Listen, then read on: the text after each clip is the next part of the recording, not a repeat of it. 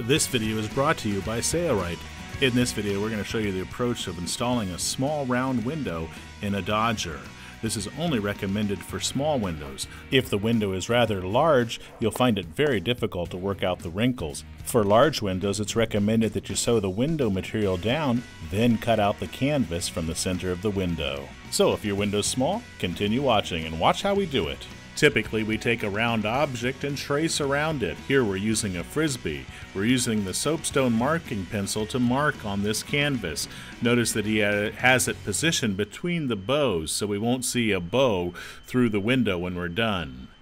He's going to mark it on this side, then he's going to take it to the other side of the canvas and do the exact same procedure, marking it in the same spot. Now he's going to remove the Dodger from the boat completely. Brian's going to use the professional Engel hot knife that's sold here at Sailrite. This hot knife heats up in about 4 seconds and cools down in about a minute. It's trigger action. And he's going to cut along the inner line. He decided that he wanted the window just a little bit smaller. No idea why, but he decided to make an inner line with that soapstone pencil. Notice how he's going backwards. When you do curves, sometimes it's easier to go backwards with a hot knife than it is to go forward. And he's using the R blade that is sold separately. When sewing binding on inner curves like this circle, you have to use a right angle binder or do it by hand. This is the new right angle binder in 2012 for Sailrite, and we're installing a stamoid binding. This is a vinyl binding material that's cut on the bias. It feeds great in the new right angle binder from Sailrite. The area where the circle has been cut out of the canvas has been folded basically in half, so the circle is halved. And Brian carefully starts here. He can do a little bit of reversing here to lock the stitch in place. However, with the new right angle binder from Sailrite, you can't do much reversing as the binding does not want to feed in a reverse manner. He's sewing with a straight stitch, and we're using Tanara thread. Tanara thread never rots. It's the same for the Helios thread that's sold by Sailrite. Polyester thread is also a good choice. It's UV resistant, but it will rot over time, especially in the tropics. And we continue to sew around the perimeter of the circle. Ooh, Brian forgot to put it in the little fingers here. That's to help guide it into the binder. Obviously it worked quite well, but he wants to guide it through those little fingers at the beginning of the feeder.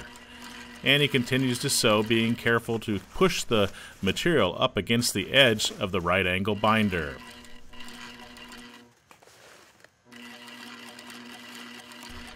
You'll notice that because this project is fairly large, it's a whole Dodger after all, that Brian has to make quite a few adjustments to be sure that he has a good 3 or 4 inches to sew.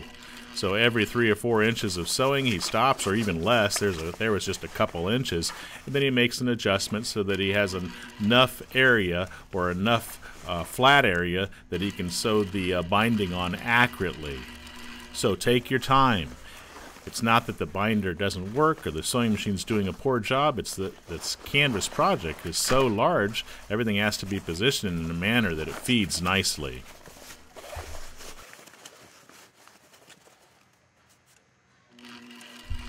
Now we're almost to the starting point where we started. Brian's going to do a little bit something different than I typically do. He's going to cut the binding so that it basically ends at that point. Make sure you have enough binding that you can cover the starting point. And then he's going to continue to sew. He's also going to cut those threads that are dangling off the end.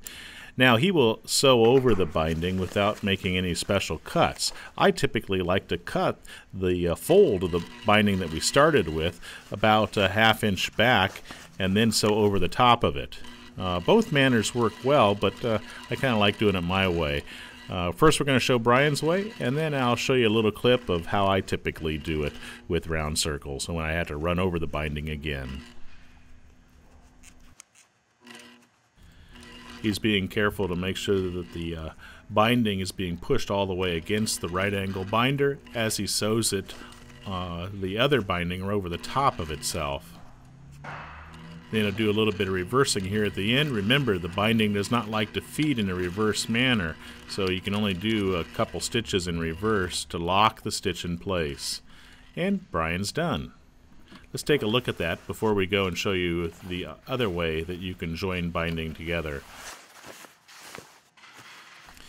If you don't have the right angle binder from Sailrite, you can do the binding by hand. You cannot use the standard binder to install binding around an inside curve. It won't work. Here we are sewing another project, and let me show you how we join binding for this project.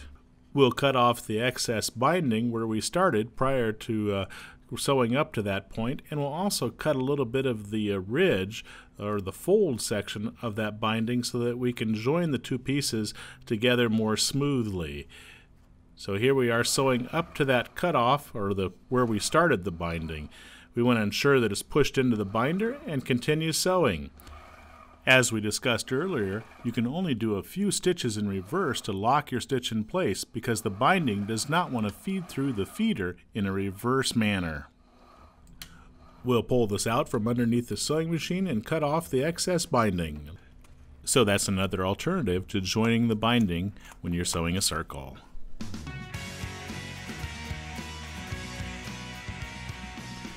We're going to use that round circle that we cut out of the canvas to determine the size to cut our vinyl window material. And we want the vinyl window material to be at least an inch wider, if not more. We'll actually be trimming it at the end. We're using a grease pencil here to mark around the glass, and then you can easily cut it with a pair of scissors.